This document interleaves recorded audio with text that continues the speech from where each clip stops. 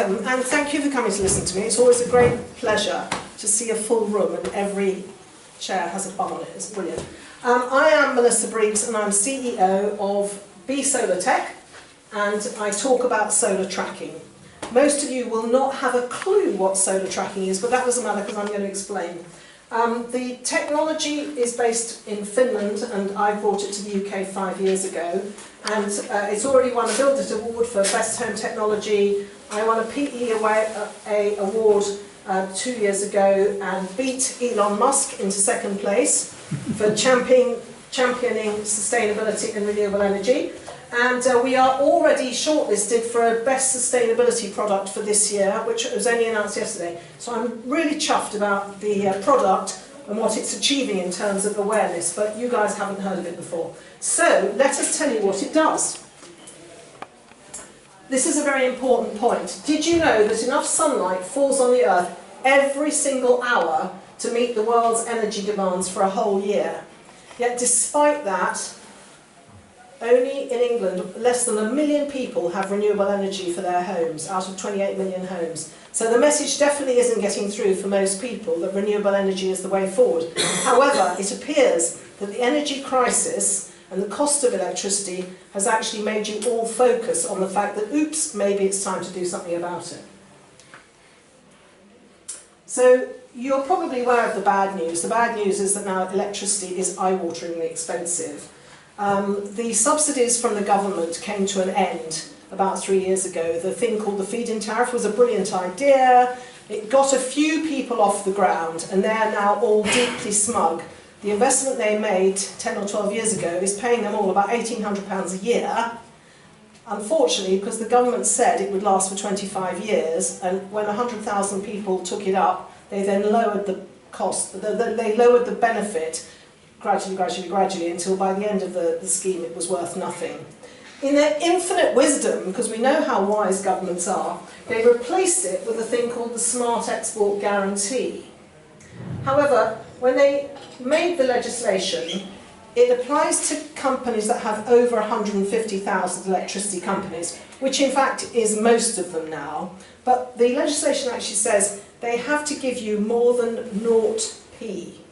Now 0p, selling it back, by comparison with buying it at 40p, to me equals theft. It's not a great equation. The best company in terms of who's paying it back are Octopus. They're actually paying back at about 7.5, and they're actually talking about now putting it up to 15. But however much they pay, you're going to buy it between 30 and 40. So it's not a great deal. So do not expect to have tons and tons of good news if you sign up for that. You're going to earn about 180 quid a year. It's hardly worth bothering about. The Clean Heat Grant does not apply to PV. Battery storage I'm going to talk about more later on, but it is valuable, but at the moment it's on a very long lead time and the price is ridiculous. So my advice is to hold on and wait for what I'm going to say about batteries before you get excited about them. Is there any good news? Well, the good news is that because the price of energy has gone up so much, your return on investment, if you do make that investment, has now shortened. Okay, so whereas a ROI in the recent past was 7 to 10 years, you're now probably looking at 3 to 4, dependent on your usage, the size of your house, etc. So, you all have heard about solar on the roof. It's very common. It's not common enough, but it is very common. But you won't know about solar tracking. So what is solar tracking? So this is a solar tracker, that's a solar tracker, that's solar on the roof. So a solar tracker is heliotropic. It's like a sunflower. Sunflowers are incredibly clever. You may not have noticed, but they face one way in the morning, and then over the day they actually follow the sun until in the west, in the evening they're facing west. Solar trackers do exactly the same thing.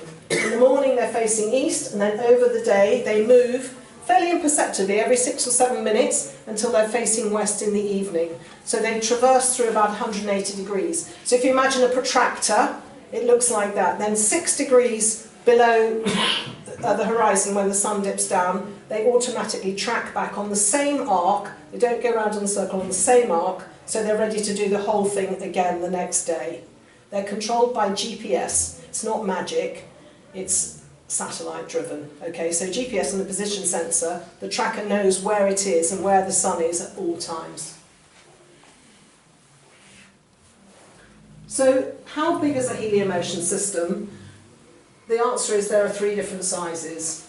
You may not know how big a solar panel is if you've never actually stood in front of one, but a solar panel is about 1 metre and a bit wide, and it's about 1.75 metres tall. So if you buy a PV6, 3 metres wide, 2 of them stood on each other, plus the column, which is 50 centimetres off the ground, that gives you sort of 4 by 3. Now you can probably see this is at an angle. So not only do they go round, they also go up and down. So in the morning, when the sun's at a low angle, they're facing more steeply, and then as the sun rises and it goes round, the panels rise to meet the angle of the sun. It's pretty damn cunning. Okay, when you want to know what size you need, the thing to do is to look at your power bill. On the bottom end of your power bill, it'll say you've used X number of kilowatt hours at YP, and that gives you an idea of what you're looking for. To give you an idea of what this does, on a daily basis, this will produce between 15 and 25 kilowatt hours per day. Now obviously, if you're not in the house and you haven't got anything switched on, the fact that you're producing a lot of electricity ain't going to help you. But if you're at home and the sun comes out and think, oh, I'll put the washing machine on, or I'll charge my car, then obviously you're using the energy it's generating. I'm not going to talk too much about kilowatt hours and stuff because you probably actually all understand that. So this graph actually shows you the difference between tracking and roof. The blue line is tracking. So that represents the time that it's actually being hugely efficient. So sunrise to sunset. This curve is roof. And as you can see, the optimum time is much narrower. Because if you think about it, if your roof face is there, you've got to wait for the sun to come round and face the roof, and then not long afterwards it actually moves off. So although you're getting some ambient light, it's not facing the panels all the time. This yellow line is the average household. So we're all snoozing, then we get up, we boil the kettle, we have breakfast, we make showers, etc. And then we go out. And you can see that when you're out, that is when roof is actually at its most optimum. So in fact, when you're generating the most, you're not actually there. And then you come home, you turn the telly on, you answer your emails, you have supper with all the family, da-di-da, lighting, etc. And then you go to bed. And you can see here that the curve of tracking therefore matches the usage of a house a lot better than the curve of roof. Because of the fact it's actually facing the sun or getting the maximum light all day, that means it's about 40 to 45% more efficient than static roof. And to make that very easy to understandable, 6 panels on a tracker equals 10 panels on your roof. Okay?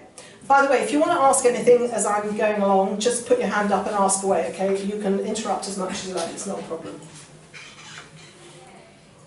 So system sizes, 3 panels, 4 panels and 6 panels. And I normally sort of talk about house sizes and households to make it sort of clear what you need. So I have a 4-bedroom house which only 2 people live in most of the time. My children do rock up occasionally. So I've got a PV4 and that's generating 5 to 10 kilowatt hours a day on a good day. Obviously on a bad day we're talking different numbers. But that's enough to power my house because I use between 5 and 10 kilowatt hours a day. But having said that, my time of being there and the peak sunshine doesn't always match. You know, I'm out and about doing stuff like this, so the fact it's sunny today at my house, I'm down here, I'm not actually using the power. All right, so a PV6, that's a sort of 3 to 4 bedroom house with maybe 3 to 4 occupants. But rumour has it, if you have teenagers who don't understand the phrase light switch and actually want to play computer games and stuff all night, you might need more than one. Could I ask a question? Please do. Summer versus winter. Okay, I'm coming to that in a minute. In fact, here is summer versus winter. Yep. Did you know that was coming next? No. Okay, so this is my system graphically. And when you have a system, the great news is you can log in using a smartphone because most inverters are now Wi-Fi enabled, so you can actually see what's going on in real time. So this is just a graph to show you. So this was January this year. and this figure's 60. February, 80. March, 150. And I think this is really interesting because, you know, you normally think of March as being a pretty shit month weather-wise. Sorry. Not a very pleasant month weather-wise. Yes, that's it. Hands over ears. And you can see here that the actual increase over the summer months isn't that great. And it's not about how hot it is. It's about ambient light levels. So, you know, in a heat wave, you're not generating any more than you are on a cool, light day. And it's important to recognise that difference. So everybody said, oh my goodness, you must have generated masses in August. Well, actually, August was the same as the other months, because although we had a heat wave, in fact, a lot of days it was quite hazy. So even though it was hot, and we were all sweating and hated it, it didn't necessarily do so much good. So 150, 160, 180, 180, 160, 180, and in fact September was in the end about 150. It only finished yesterday, so I haven't actually updated the graph. So this is a PV4, but the panels are not great. They're only 325 watt panels, and now most people, if they're putting panels in, they'd be 380, 390. Okay? So I think that gives a really accurate representation, so you actually understand how it relates to light as opposed to heat. I will expect November and December to be like that in reverse, so 80, 60. So over an annual basis, you're looking at 8 pretty good months, and 4 being half to, you know, a third less. So what happens if you have an enormous house with 14 bedrooms and 2 swimming pools, which of course most people have 2 swimming pools. These guys do, one on and one in the wash. So they have an indoor pool and an outdoor pool. They're internet millionaires. Anyway, they put these 3 systems in this year, and they were installed in June because they realised that their electricity bills were going to go through the roof. Not only have they got pools, they've got air conditioning, and they've got incredibly smart cats who, would you believe, have an electric controlled litter tray. It's amazing what you see when you go into people's houses. I had no idea that an electric litter tray even existed, but they do. Anyway, their electric litter tray is now powered by the sun. How good is that? So they've got 18 panels, they are 360 watts, and they generated 52 kilowatt hours on the 7th of August. Okay, so that is enough to run 2 pools, which is why they put them in. Can solar power an EV? Now I have an EV, and there's one couple here who have an EV. There's not that many in the car park, but the answer is yes. If you've got no batteries, it'll trickle charge an EV, which is a very slow charge, but you can use your electricity that way. But if you're actually considering getting an electric car and with solar, then you need batteries really to make it a real possibility, because you need to store quite a lot of electricity to put it into your car, because a car battery, even a small EV now, has a 40 kilowatt hour battery, so you need quite a lot of electricity generated to put it in. So let's talk about actually the mechanics of installing a solar system in your garden. Obviously you're looking for an unshaded area. And what I say to people, if you're in doubt about whether your trees are going to impinge on your panels, is get a couple of bamboo canes, put them in where you think, just press them in, where you think you might want to put your system, and then take photographs at 9 o'clock, 12 o'clock, 3 o'clock. If on the photographs you can see all the shadows from the canes clearly, then obviously the canes are in a perfect position and they're getting sun on them. If the canes are covered in shadow, that is not the right place for them, because the canes are not absorbing light. They're hidden by trees around your garden or in the shadow of your house or whatever.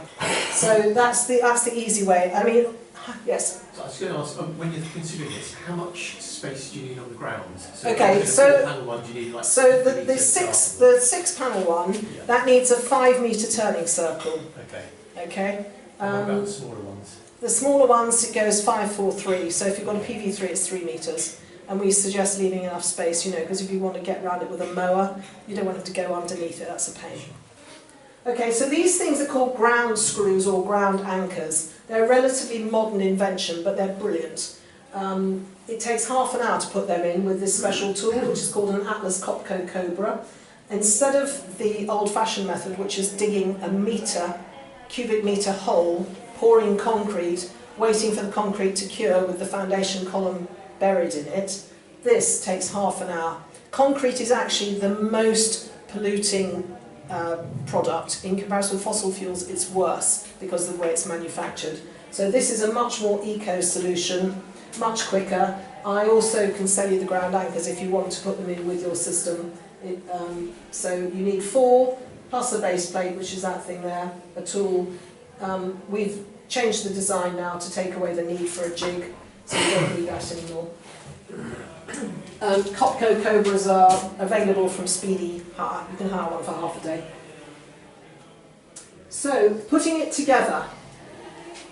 When we deliver a system, they come in various pieces. I call it grown-up Meccano. So for those of you over a certain age, you'll remember what that is. It's basically spanners, and boys and girls love putting together Meccano. It's simple, straightforward. It's been designed as a DIY product. No piece weighs more than 30 kilos. Now 30 kilos is quite a lot for a single girl to carry. I can just do it, but it's not advisable. But you and a husband or a partner or another girl can easily do it. So don't think that it's rocket science, because it's not. It's beautiful pieces of steel, loads of fixings and fastenings. On top of that foundation column goes the tracker unit itself.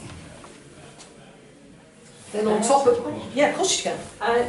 Does the height vary? Because we're on a drop of a hill, Yeah. so it'd be quite good if it was higher. So can you have multiple sections? We don't advise it because it's all about wind load. Yeah. The longer column you have with a big sail on top, the greater the stress is. So it's been designed to be optimum.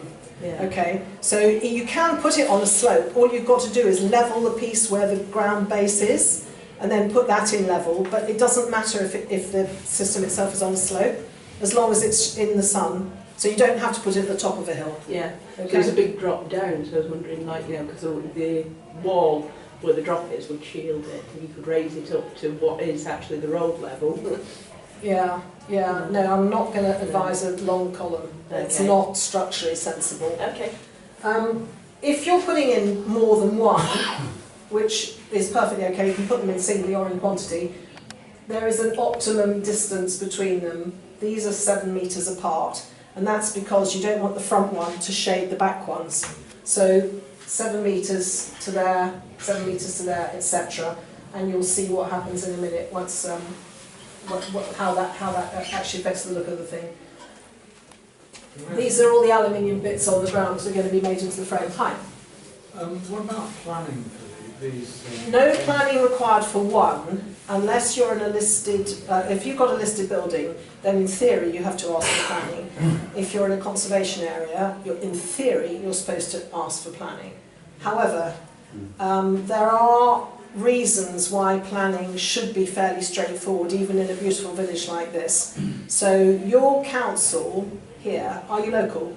Yeah. Okay, your council here has recognised the climate crisis and is proposing to become zero carbon by 2030. So what you do is, if you're very minded to be nice to the council, you call the council and say, I'd like to have a preparatory discussion about renewable energy. And they say, oh yes, okay, we'll put you through to the planning department.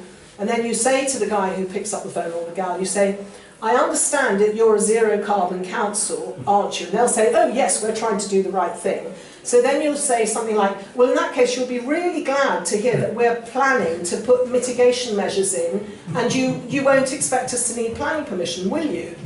And then, of course, they're in terrible trouble, because if they say, yes, you do need planning, you say, well, why? You're a zero carbon council.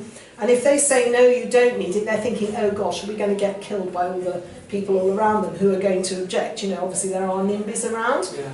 So if you're thinking about doing it, have a look at my website. There's a page on planning which does advise you. But in all honesty, Brian, one of the local councillors, was here this morning, and if you met a huge amount of resistance, I'd be quite surprised. Because we cannot afford to go on with this, we can't use mitigation measures. You know, our generation, I'm not talking about you because you're a younger generation, but our generation have screwed the planet. You know, we've been completely profligate with resources. And the reason I came out of retirement to do this was because I'm trying to make it better for our kids. You know, we can't all just walk away and say, oh, we're too old, we're too this, we're too that, and just leave them with the problem. We are the ones now with the cash.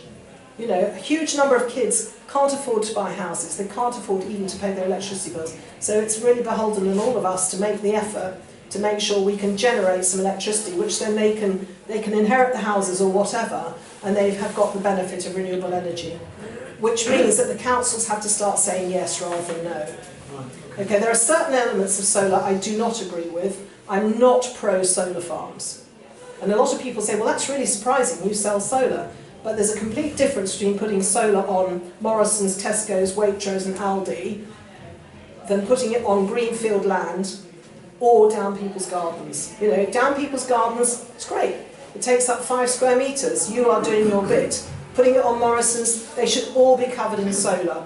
All light industrial estates should be absolutely covered in solar. We should not be covering agricultural land with solar. And this thing, oh, well, it's only 3rd grade. I don't give a stuff about whether it's 3rd grade. Replenish the soil, get it back up to top grade, use it to grow stuff. The war in Ukraine has really threatened world food security.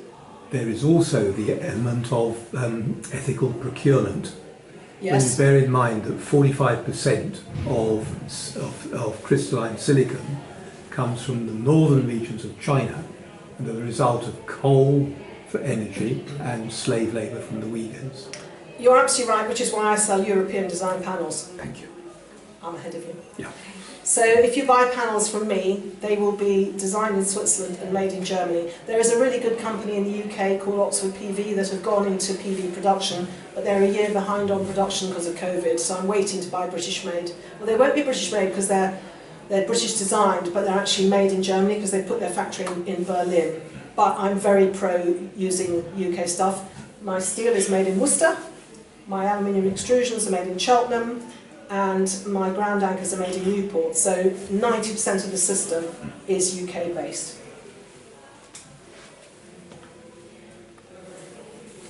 We got off track, but we're back on track. So what happens next? You put the aluminium frame on. You can actually build it on the ground very easily and do up all the little nuts and bolts, and then it goes onto this thing here, the header fork, and that's the bit that actually turns that way. And you can see here now the panels have been slid onto the system. Plug and play, the various wires on the back. And you can see here there's a conduit on the ground. This one was made in concrete, it's more than 2 years old. This goes back to the fuse board. So you have a conduit with your cable in, and the conduit just protects them from rats, whatever, something that might come along and munch. You don't want your cable being munched, because then you'd have to dig the whole thing up to find out where the munch problem was. So that's an inverter, and that building there that these are connected to is about 40 metres away. 40 metres to 100 metres is perfectly okay. Just make sure your armoured cable, which your electrician will supply, is heavy duty enough to mitigate the losses. Does it have to be 40 metres? No, you can have it bang next door. You can put it where you like. I'm just saying that you don't have to, you know, some people say, oh, I don't want that next to my house. Well, that's fine. Put it down the garden. Yes, So how sir. many volts are your panels then? 58 volts, sorry? It's very low voltage. Yeah. Yeah, very low voltage, so there's no danger. No, I didn't mean that, I just meant over the distance. Oh. Offset the distance. That's a very good question. The answer's on my website. I have difficulty remembering every figure, but it's low. These are going in. There's my electrician, who's a great bloke called Jimbo. And you can see here that that is horizontal as opposed to vertical, because obviously if they're vertical, they're much higher, they're much more difficult to reach through the wiring. So I don't know whether you can see, but there's a column, a rod here, called the extension rod, that comes off the bulk.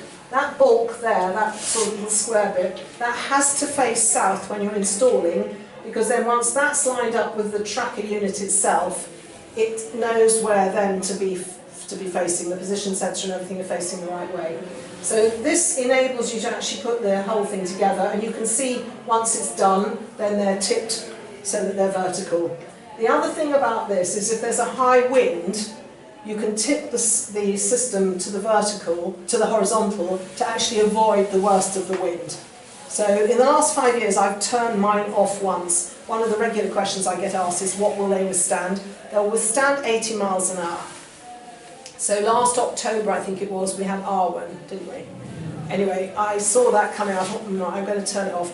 So what I did was, I actually am at the head of the sort of valley that comes off the Severn, so we get the wind straight up the valley in Stroud. So I waited for the edge to be facing the wind. So the wind's coming from over there. So instead of having the sail facing the wind, I just had the edge, and then I turned it off. Then the wind went either side of it. It rocked about a bit, but it's designed to do that. So it wasn't pushing the sail. But you can also put the extension rod on and turn it to horizontal. So then the same thing again, the wind goes above and below. Okay, so it takes about 20 seconds to fit the extension rod, and it's so well balanced I can do it with one hand. So there you go. You've had a quick presentation about solar tracking.